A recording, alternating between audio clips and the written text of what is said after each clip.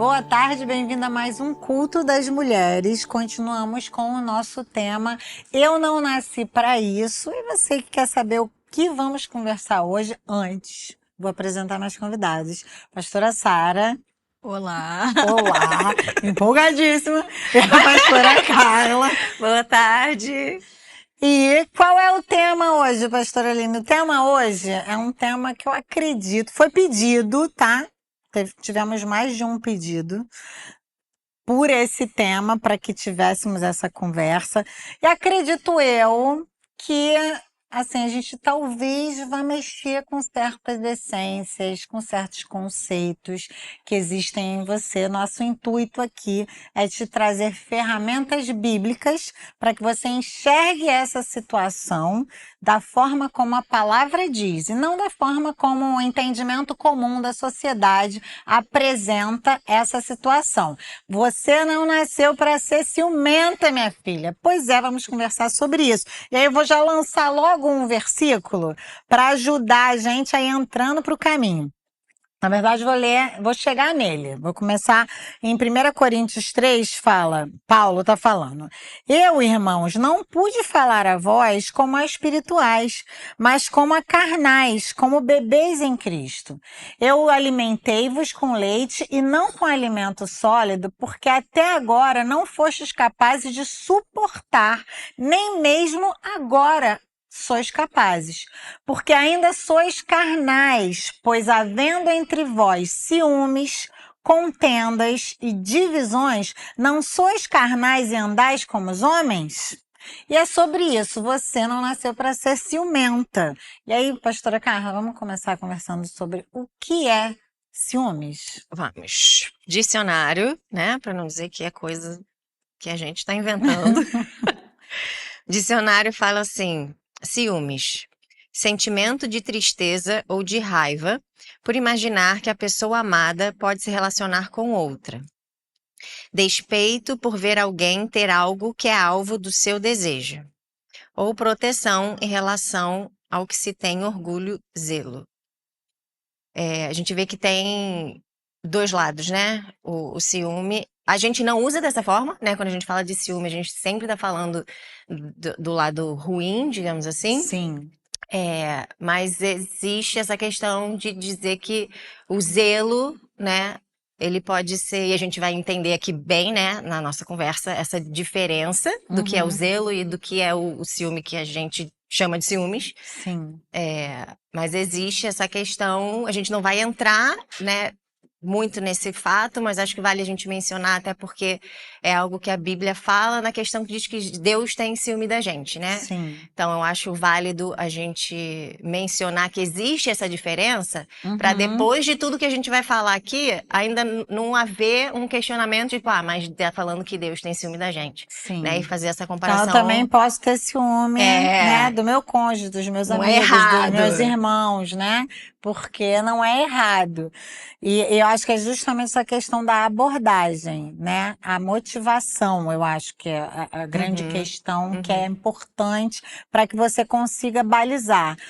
Uma coisa que me chamou a atenção lendo sobre os ciúmes é que quando o ciúme perde esse lugar de zelo, no sentido de querer proteger uma relação, um cuidado, né? Ter cuidado para que aquela relação permaneça, continue, que era no caso de Deus, né? Quando Deus tinha zelo e ciúmes do povo, quando mencionava isso, é que ele não queria que o povo perecesse. Ele queria continuar sendo aquele que era o Senhor sobre o seu povo, aquele que governava o povo, porque ele é bom. E todas as vezes em que o povo o rejeitava e preferia outro a ele, causava esse zelo de, caramba, eles vão se dar mal lá na frente. Eu quero protegê-los desse possível mal. Esse é um aspecto. Mas o aspecto de ciúme que eu li no texto de Paulo aqui, né, de 1 Coríntios, e que a gente vai ver em outras passagens bíblicas, quando fala do ciúme, é um ciúme que ele tem consequências malignas. E aí fica fácil pra gente entender que o ciúme não é bacana, né? Porque o ciúme aqui fala que se você ainda tem ciúme contenda e divisão, não sois carnais, né? Então o ciúme normalmente ele vai vir com uma discussão depois. Sim. Normalmente vai vir uma divisão depois. A gente vai ver o texto de Cantares, né? Quando fala de ciúme, fala que os ciúmes são duros e cruéis, assim como a sepultura. Sepultura fala de morte.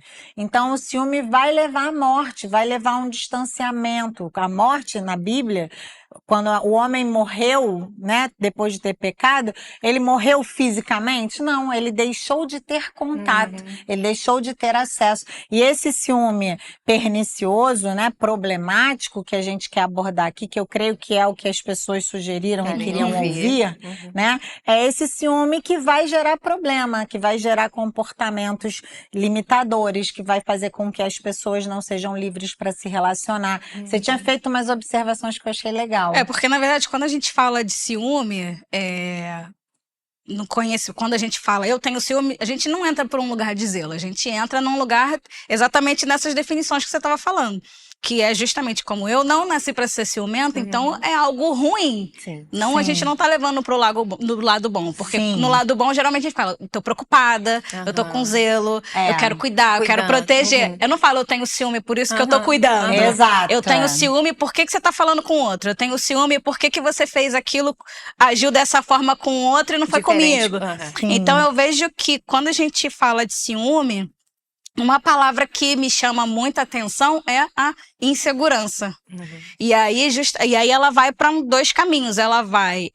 Você tem uma insegurança do seu lugar na vida do outro, do seu valor, do que você significa para outra pessoa. Então, ela te leva para um lugar ou do medo da perda, ou de um controle absoluto. Eu quero controlar os ambientes, eu quero controlar as situações, eu quero controlar a forma que se relaciona. Para que eu não me sinta ameaçada. Exato. Não perder a atenção, não perder relacionamento, né? Não perder... E para que as coisas fiquem dentro de uma medida que eu acho aceitável, né? Eu acho que tem um pouco isso também, né? Eu acho aceitável isso. Então, beleza, eu controlo dessa forma. Mas, de um modo geral, você falou da insegurança, eu fui, né, fazer minhas pesquisas, eu ouvi muitas pessoas falando a respeito de ciúme. E é interessante que eles trazem a abordagem dessa questão de o ciúme se tornar patológico quando ele começa a comprometer o comportamento, né? Então eu fico ansioso se a pessoa conversa com outra pessoa, eu fico sobressaltado se as coisas não são da maneira que eu idealizei, eu já sofro antecipadamente porque eu espero que o outro, que é o que você, né, leu aí, né? Eu fico com raiva porque eu acho que a pessoa pode vir a me trair, né? E essas questões todas vão fazendo com que a gente deixe de ter liberdade de se relacionar. E uma coisa que eu me lembrei, porque foi algo que aconteceu comigo, né? Eu me converti com 20 para 21 anos, eu já tinha me relacionado antes, né? As minhas referências passadas fizeram com que eu acreditasse que o comportamento controlador de ciúme é uma forma de amar, né? Então, eu tô só me preocupando com a pessoa que eu amo, eu só não quero que ele fique, né,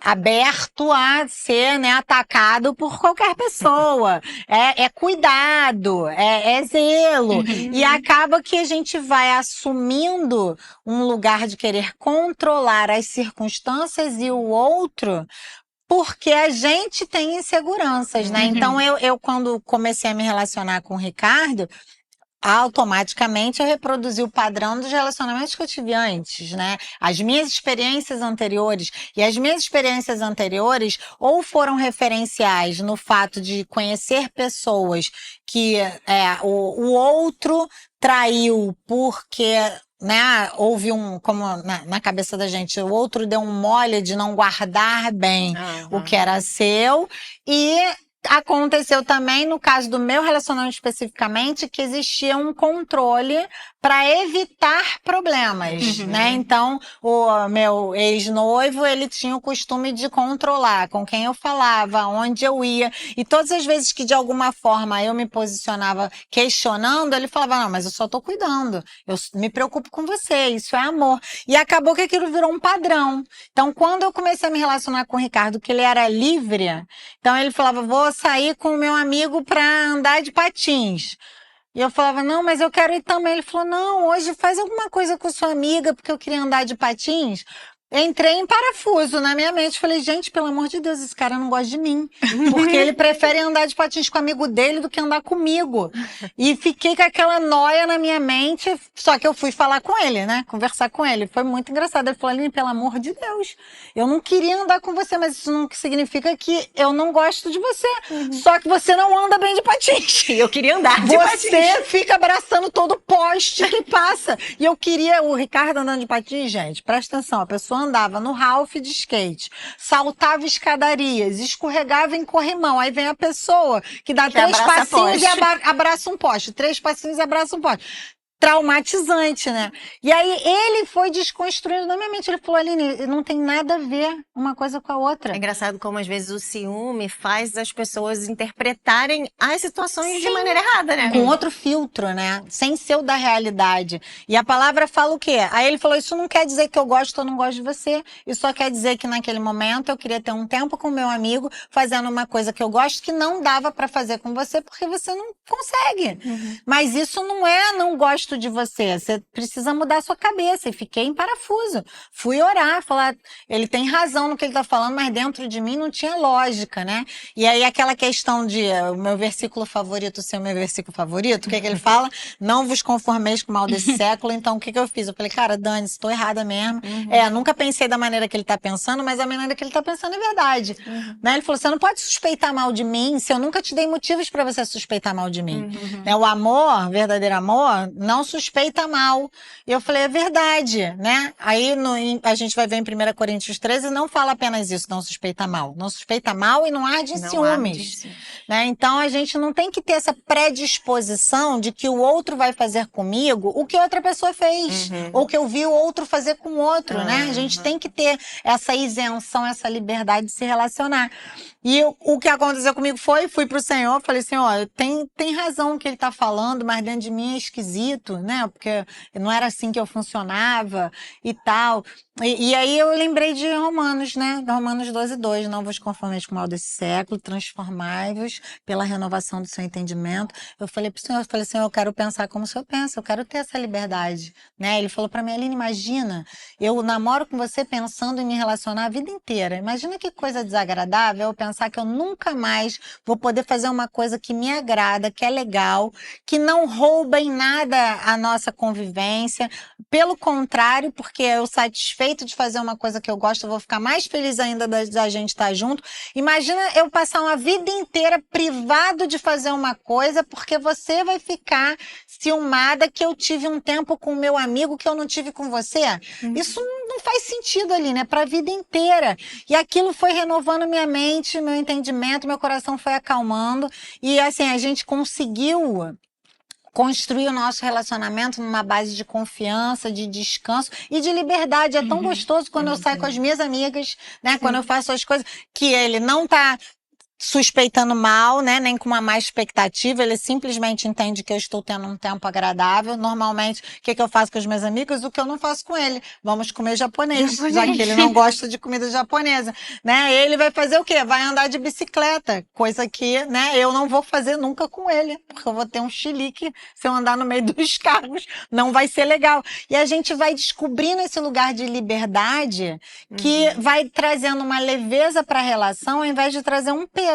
Né? A morte, uma separação. Às vezes a gente vê pessoas, por exemplo, que se relacionam com outro que é ciumento, eles não querem nem contar as coisas, porque se eu contar vai virar um problema. É verdade. Né? Então essas limitações, tanto em uma ponta quanto na outra, vão apontar para esse pecado, porque para mim o pecado está em limitação de comportamento. Eu me preocupar é uma coisa, né? Como a Sara falou.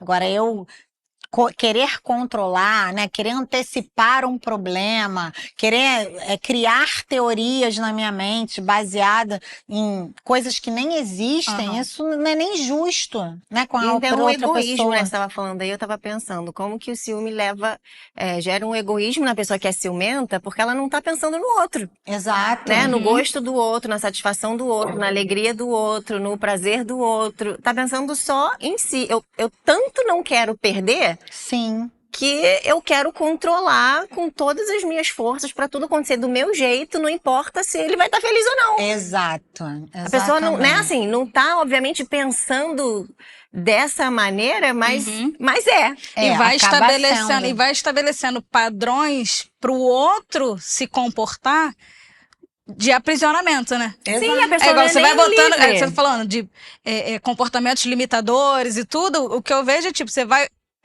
usar uma palavra talvez forte, mas oprimindo a pessoa, vai colocando ela dentro de gaiolas, de prisões mesmo.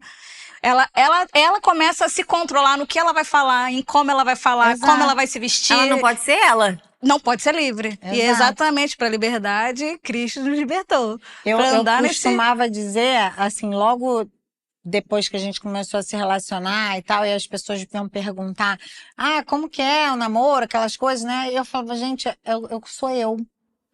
Eu sou eu, isso é muito legal, eu ser eu poder falar o que eu penso sem medo da pessoa viajar na maionese, né? Eu poder fazer as coisas, né, que eu gosto, eu poder ser transparente, né? Que não é o que eu vivia. Eu tinha medo do que eu ia falar. Gera um peso, né, pra pessoa. Exato, é tão gostoso, é tão bom viver uma relação nessa liberdade, mas muitas vezes a gente vai ter que fazer o que eu fiz, né? Ir lá e falar, Deus, eu sei que é um padrão que eu vivi, construí, mas eu quero abrir mão dele. E o que eu vejo muitas vezes dentro da igreja são pessoas que não querem abrir mão desse padrão.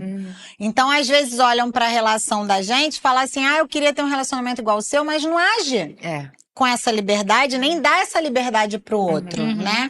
Traz as suas mais experiências na bagagem e faz com que essa bagagem se torne um peso para a relação de hoje, né? Não tem há pouco tempo, a gente deu exemplo aqui nos bastidores, a pessoa tem ciúme do cônjuge dar risada da piada de outra pessoa. Que fica rindo da piada dela. Eu falei, mas eu também rio. É uma piada, né? É uma piada, exato. A piada é pra rir. A pessoa já começa a criar caraminholas na cabeça, né? Teorias de conspiração. É um lugar de tanta insegurança. Sim. De baixa autoestima, que começa a transferir para o outro um peso e tira a leveza e a graça da relação como Deus estabeleceu para que fosse. E de todos os níveis, né? Porque a gente acaba falando muito de marido, mulher ou namorado, mas em todos os níveis, de irmão com irmão, entre amigos, ambiente de trabalho, entre colegas de trabalho, entre amigos, grupo de amigos. E eu lembro muito... Eu falei disso no culto que a gente teve de amigas. Eu fui a última a chegar no grupo. Imagina se eu fosse ter ciúme, você, da Mônica, da Thalita, que já estavam ali. Ou a gente de você, né? Porque você estava chegando, você precisava de um pouco mais de atenção. Né? A gente sempre foi muito livre para ser quem era. Cada um era de um jeito, eu não precisava ser igual a ninguém que já estava ali, e nem vocês também. Eu brinco assim eu lembro quando chegou meu filho do meio, e o meu filho ficou com ciúme, o mais velho. E aí eu falei assim, filho, é igual cachorrinho filhotinho, porque a gente tinha um cachorro e já tinha perdido a graça pra ele, porque ele sempre quis ter cachorro. Aí a gente teve cachorro, depois o cachorro tava largado pra lá. Já era grande, né? Aí sempre ficava me pedindo um outro cachorro filhotinho. Eu falei, eu não vou comprar outro. Daqui a pouco vai ficar aí, ó, igual esse aí, tadinho, que tá aí sem carinho, você nem dá atenção. Aí você perdeu a graça, porque é novo. Deixou de ser novidade. Deixou de ser novidade, é engraçadinho, porque é pequenininho. Porque... Eu falei assim, aconteceu isso. Chegou Você perdeu a graça, meu filho. Ué, ele tem que lidar com isso. Uma hora o outro vai perder a graça e vai vir o outro. E tem os tempos também, né? Sim. E a gente tem que saber também dos tempos que, às vezes, um vai demandar naquele momento. E essa questão que você falou aí de ciúme, que acho que veio na minha mente aqui, como que realmente muitas vezes eu vejo pais vindo conversar, não sabendo lidar com o ciúme dos irmãos, né? Ah, nasceu irmão e ele não sabe lidar, aí vai para um outro lugar que é querer, assim, compensar aquele momento que muitas vezes é natural, de adaptação, né? Chegou um irmão, é natural. Eu tive um fenômeno na minha casa que o Natan nunca teve ciúme de irmão nenhum. Mas o Peter teve ciúme quando o Ian chegou. O Peter não quis pegar o Ian no colo. Foi aquele furdunço, ficou bravo. O Natan feliz da vida, quero pegar, não sei o que. O Peter emburrado dentro da maternidade. Deuva, deixa. E tal. E o que eu fiz? Eu agi com naturalidade para que ele percebesse que o esquisito da história era ele. Ele é que estava agindo estranho. Ele é que estava querendo criar um clima. Então, muitas vezes, nessa questão do ciúme, a gente precisa trazer a clareza, né, de que o seu comportamento não é bacana. Para quê? Para que você perceba que é você que tá trazendo uma bagagem que não é legal. Que as coisas podem ser normais. Entre vocês, o que a gente fazia muitas vezes, de propósito. Hoje a gente vai falar só com a Sara. Hoje a gente vai sair... Todo mundo, gente, beijo, tchau. Hoje quem vai dormir aqui em casa é a Carla. Beijo, tchau, gente. Hoje quem vai dormir aqui é a Sara. Aí as pessoas falavam, mas eu queria também não. Hoje é dia dela. O que a gente estava fazendo? Com as circunstâncias, mostrando que tem o dia da atenção de um, tem o dia da atenção do outro, e vai chegar o seu dia. E isso não faz de você nem melhor e nem pior. É uma administração da agenda para que as coisas funcionem. Em amizades, né? Muitas vezes eu vejo as pessoas, porque você faz com ela, não faz comigo.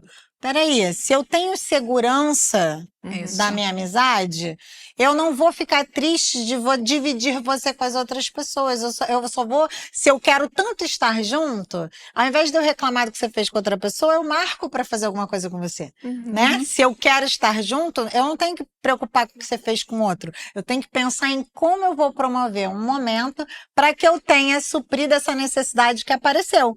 Mas normalmente, a tendência de quem vem com essa raiz do ciúme é criar um problema, né? E isso vai virar um problema. Eu vou comparar, vou ter ciúme, vou me diminuir, vou me achar preterido e ameaçado, e aí é mais fácil eu encontrar um problema no outro do que eu reconhecer que, de repente, ok, eu não tenho tempo com ela, mas eu também não priorizo estar com ela.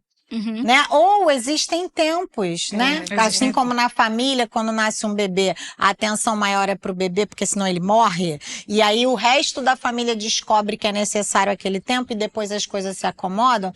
Nas amizades também, né? Muitas vezes eu falo para as pessoas, as minhas melhores amigas, que são vocês, a Mônica, eu convivo com vocês muito menos do que eu convivo com outras pessoas. Por quê? Porque vocês estão maduras fazendo a obra que Deus pediu para vocês, eu tô fazendo a minha, você tá fazendo a sua. E se a gente priorizasse a gente mais do que o reino, a gente estaria sendo infantil, né? Verdade. Imatura. Então eu não tenho que ter problemas com isso. Eu tenho que, uma vez que eu sinto falta, né, uma vez que eu gostaria, então eu é que arrume uma maneira de conciliar para que isso aconteça, mas não gere um problema disso, né? Um desconforto. Exato. E aí fica de cara feia, aí fica com cobrança, aí fica com crítica, aí começa a suspeitar mal, aí começa tudo por essa ótica, essa voz, vamos dizer, rejeição. Sim, sim. Aí você já entra para um outro lugar, que já não é o tema. Não, mas eu acho que tem tudo a ver. Tudo passeia, Conversa, né? A gente estava conversando aqui, né? Exemplos de ciúme na Bíblia são muito semelhantes aos exemplos que a gente deu no culto de comparação. Verdade. Porque são coisas que andam junto, né? Para você ter ciúme, eu tenho que comparar primeiro. Eu vou medir e vou ver, caramba, que tá diferente. Tá fazendo com a pessoa o que não faz comigo, né? Tá agindo com a pessoa como não age comigo. Então, são coisas que andam juntas, né? A gente, aquela coisa, né? tanto a bênção quanto a maldição, para mim, elas são sementes que vão virar frutos. Uma semente vira uma árvore que vai dar muitos frutos. Então, a questão da comparação, do ciúme, ela vai virar outras coisas, né? Vai virar inveja, vai virar esse lugar de comparação, de autocomiseração, vai virar um lugar de controle, de possessividade. Vai chegar em... eu vi uma terapeuta falando que ela atende pessoas com crise de ansiedade por causa de ciúme. Sim. As pessoas têm sintomas corporais, aceleramento do coração, tem sudorese, fica agitado, nervoso. Vai para um extremo, né? Porque não sabe controlar esse ímpeto, né? De esperar que o outro vá me fazer um mal. Biblicamente falando, isso não é amor. Né? Então a gente precisa renovar o nosso entendimento para que a gente deixe de lado essas coisas do passado e se revista do novo homem. O novo homem, ele é livre para se relacionar, né? Aprender a se relacionar com essa leveza de eu posso hoje precisar ter mais tempo com a Sara do que com você, e isso não está diminuindo o seu valor dentro do meu coração, né? Uma emergência, às vezes urgências, no ambiente familiar, às vezes a gente vai dar mais atenção para um filho num momento porque ele está precisando mais, né? A urgência é dele. Uma vez que está tudo bem, as coisas voltam a se acomodar, né? Existem estações nas vidas, nos próprios relacionamentos a dois, né? Tem momentos em que a gente vai precisar dar mais atenção a uma coisa, dar mais atenção a outra. Então, às vezes, eu vejo relacionamentos em que a esposa tem ciúme da mãe do marido. Pelo amor de Deus, gente, não é pra ter ciúme. Agora quer ir almoçar com a mãe toda semana, ele janta com você todo dia. Qual o problema dele honrar com um dia da semana dele, almoçar com aquela que criou ele e entregou ele prontinho pra você?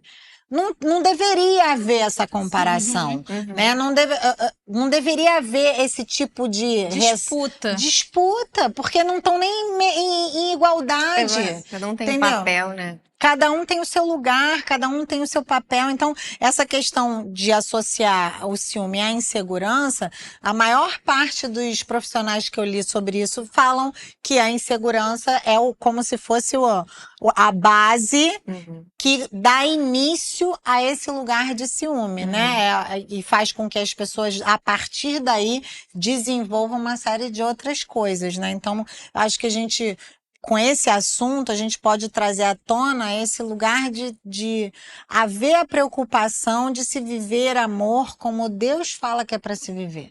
Então, Deus fala que o amor não suspeita mal, ele não arde em ciúme, ele não se ensoberbece, ele não busca os próprios interesses. Então, tudo isso, se a gente pensar nesse foco do ciúme, se encaixa, né? Porque o ciúme, ele vai querer as coisas do jeito dele para ele se sentir seguro.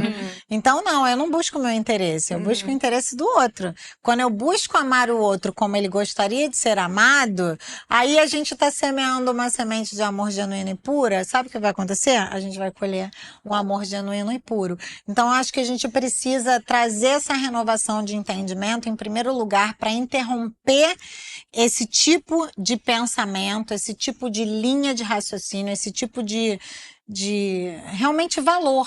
Porque se a gente chamar de bom aquilo que é mal, a gente vai começar a colher coisas mais e vamos ter resultados ruins que não queremos, né? A coisa mais gostosa que existe no mundo é a gente ser livre.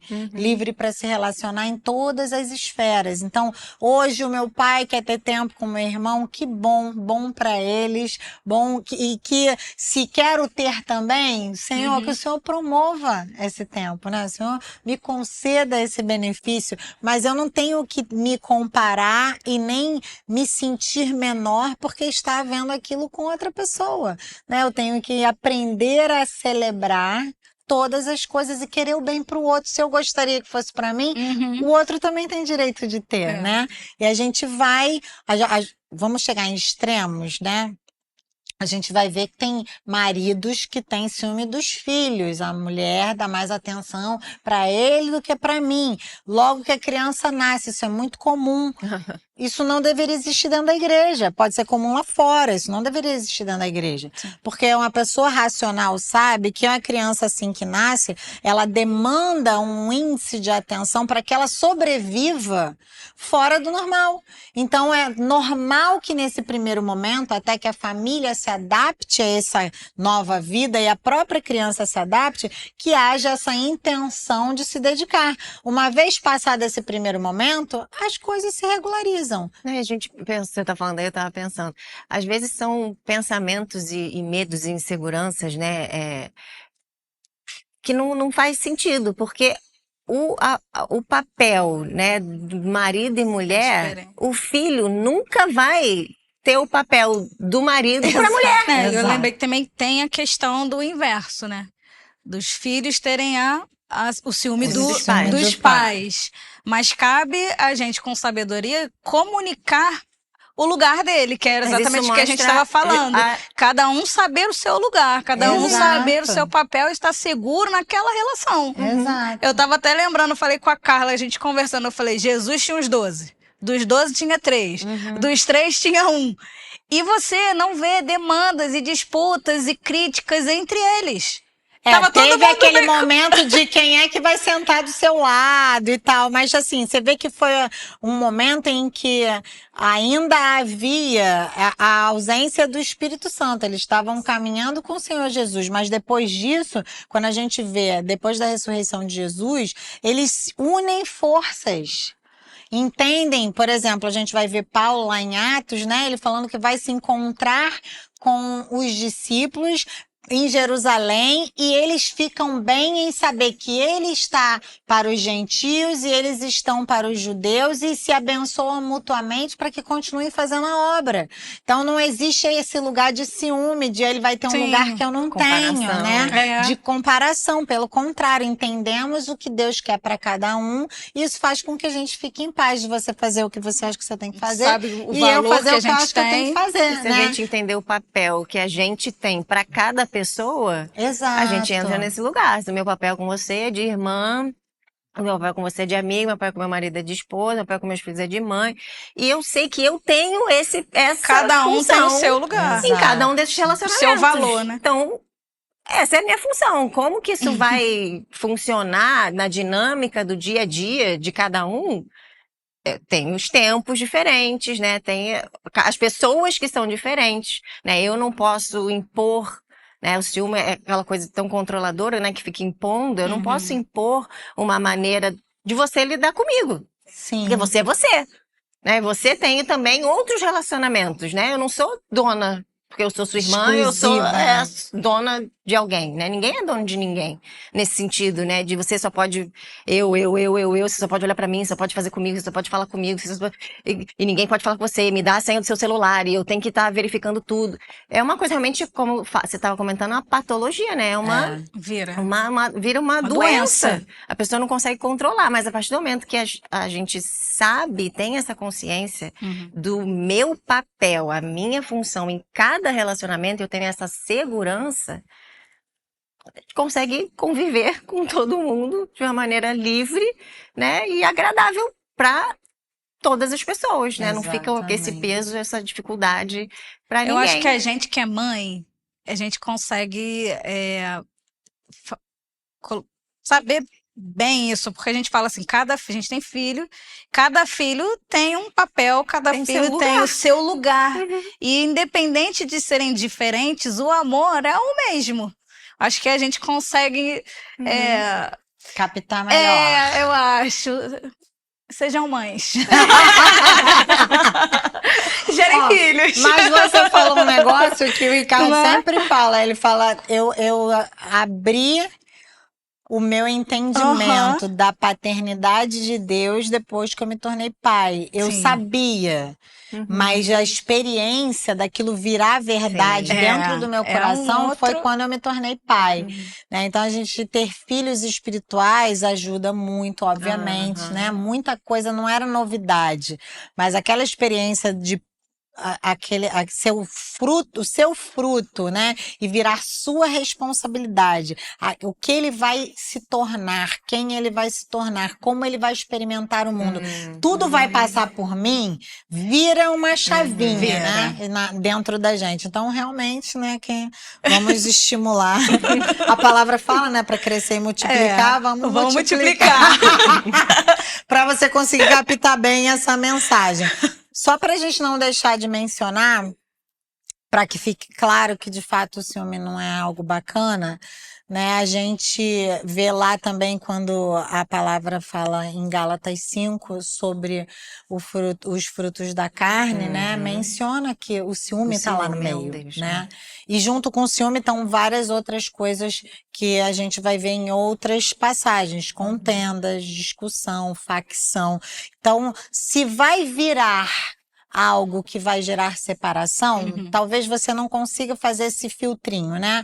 De, eu não sei se é ciúme, ou se é zelo, se é preocupação, fácil. Se aquilo que você sente faz com que o outro sinta-se oprimido, limitado, isso já é um sinal de alerta. Se aquilo que você sente gera em você raiva, fúria, né? Em Provérbios fala que o ciúme é a fúria do homem. Então gera fúria em você, né? Gera em você uma limitação para se relacionar com outra pessoa.